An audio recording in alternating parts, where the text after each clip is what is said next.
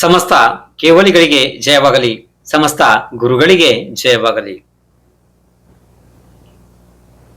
ಒಬ್ಬ ವ್ಯಕ್ತಿಗೆ ಬಹಳ ವೇಗವಾಗಿ ನದಿ ದಾಟಿ ಪಕ್ಕದ ಊರಿಗೆ ಹೋಗಬೇಕಾಗಿತ್ತು. ನದಿಯ ಈ ಭಾಗದಲ್ಲಿ ದೋಣಿ ಇತ್ತು. ಈಗ ದೋಣಿ ನಡೆಸಿಕೊಂಡು ಅವನು ಆ ಕಡೆಗೆ ಹೋಗಬೇಕು.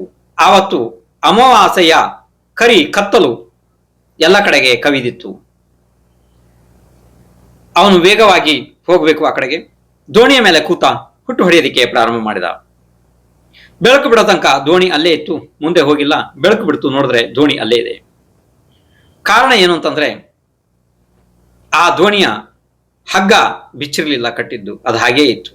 ಹಾಗೇ ಹುಟ್ಟು ಹೊಡಿತಾ ಇದ್ದ ಅವನು.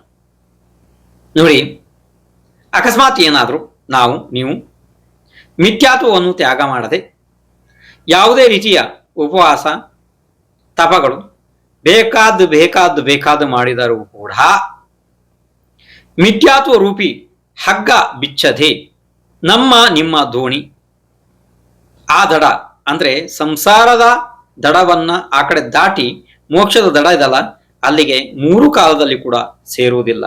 ಅನಂತ ಕಾಲದವರೆಗೆ ತಪ ಮಾಡಿದ್ರು ಯಾವ ಉಪಯೋಗವೂ ಇಲ್ಲ.